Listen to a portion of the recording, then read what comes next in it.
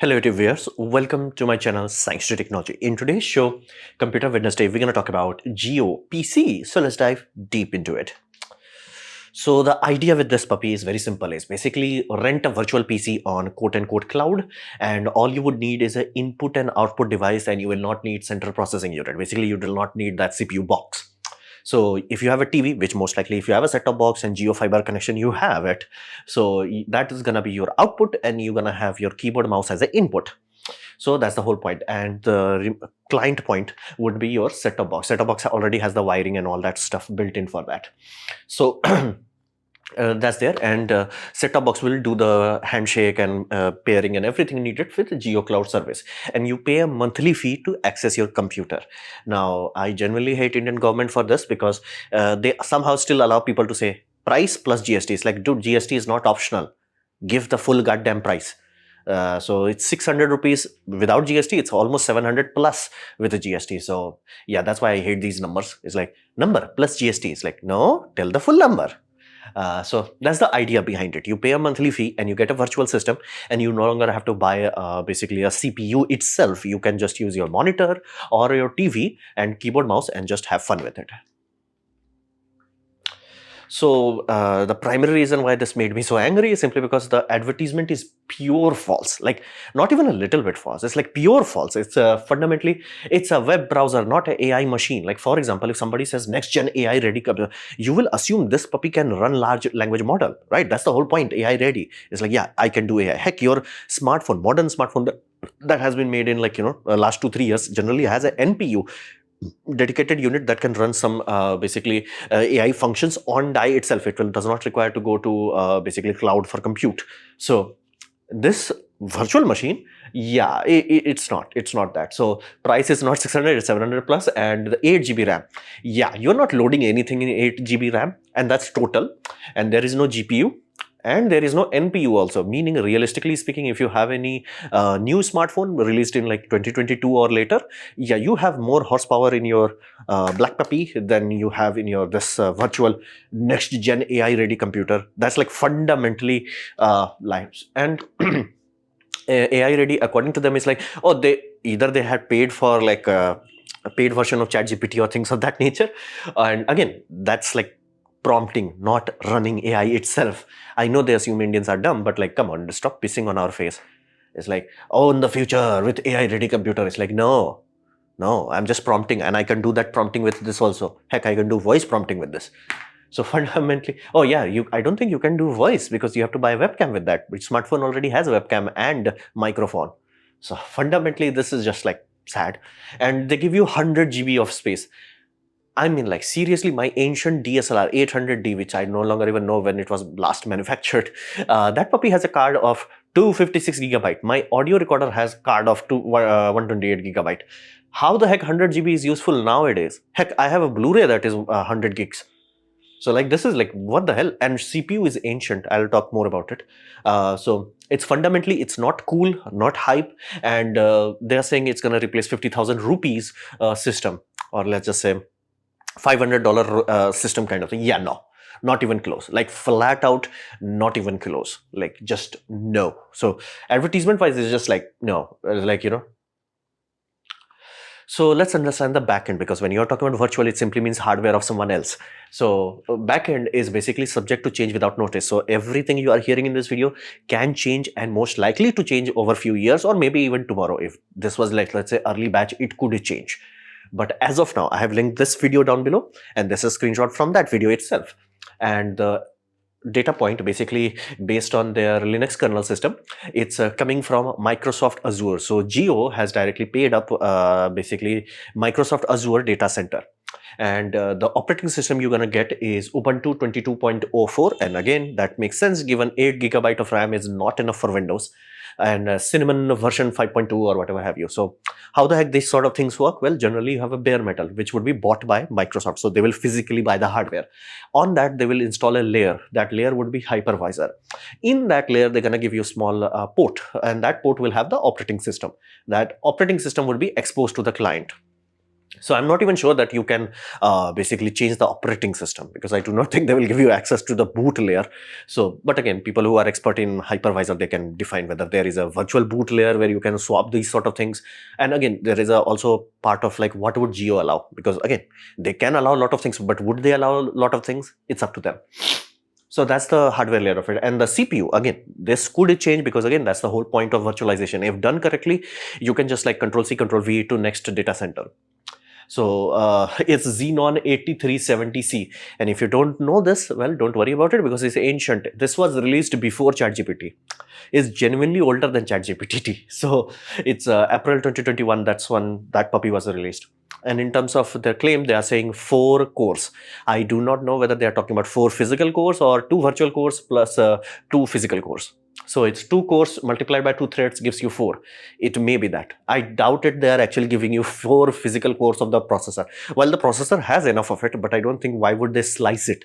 So backend is disappointing. Heck, even here the memory is like 7.8 gigabytes and hard drive is 68. You're like, what the hell? So fundamentally speaking, it's very underwhelming for the claims. Again, if they are saying like a bare minimum, just a web browser or a client PC, it would have made sense. But like next gen AI is like, bruh, at least have a CPU that is newer than ChatGPT.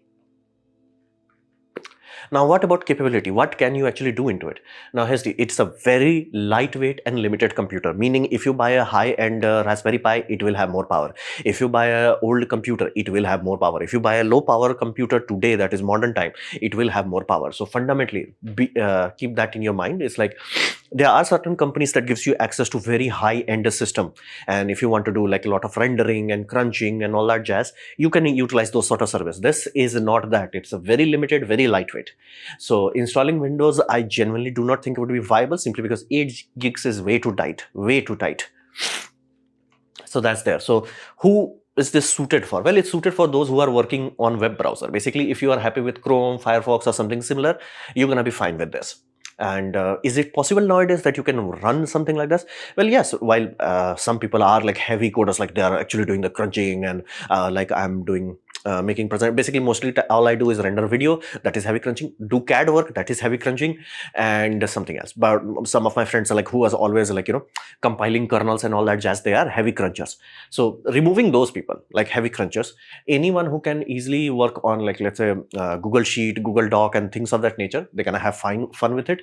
For example, if you want to do CAD and you are happy with Onshape, this could also be fine, but again, you have to pay for this. So you can have basically browser-based system. So nowadays, it is possible that you can do a lot of things with just browser only, but your basically work-life balance has to revolve around that you have to be comfortable with browser only. Like you can utilize a GitHub code space to actually do the crunching, Deep Note, Replit, and there are so many things. Like I'll run out of screen space. And if you need local computer, like, okay, I have this access computer, I'm going to do some crunching on it. Yeah, you will be shocked how slow that would be. You'll be like, bruh, like, nah. So let that be very clear. Capability wise, it's just a web browser with mild amount of space and mild amount of RAM. Mild. For equivalent of like 2015. Heck, my old computer had like 16 gigs of RAM. And that was 10 years ago. So this actually gave me a very dark vibe, simply because this is an idea I do not like for India. Like flat out, it's not a good idea for India.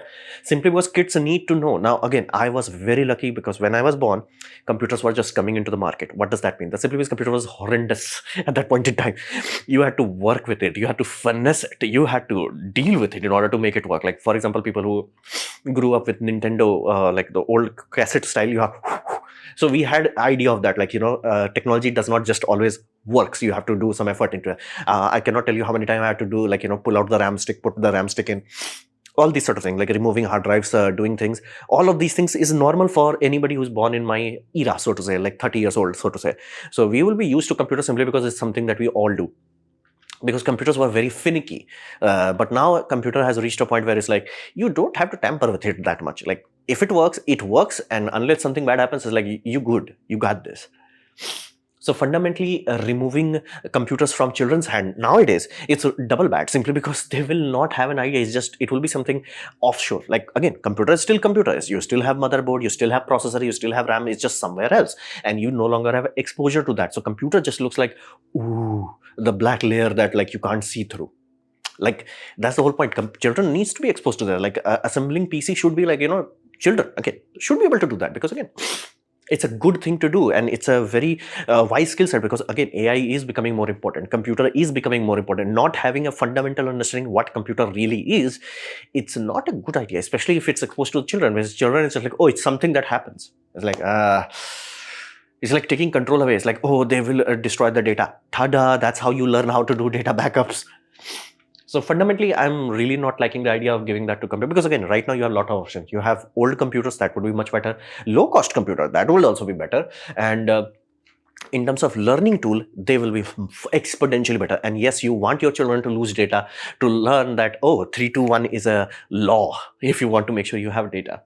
Oh, and not to mention, like, I genuinely hate Samsung, because like they have this awesome feature. Like, if you have their flagship series phone, S series, you can buy something like this, a USB dongle and all that, and it has a direct hardwire HDMI output and USB 3.0, meaning I can use this as a computer and it will have more horsepower than the damn JioPC.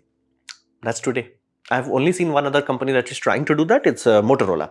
And I'm like genuinely shocked how little attention they put into it. Like, if they put attention to it, they will have a golden goose. So it's just like, even that would be more powerful. So fundamentally, as a learning tool, it should not reach children, because children needs to do, like, it's like expecting your child to never poop. It's like, yeah, they're gonna poop. They're gonna poop in pants and they're gonna learn. That's how it happens.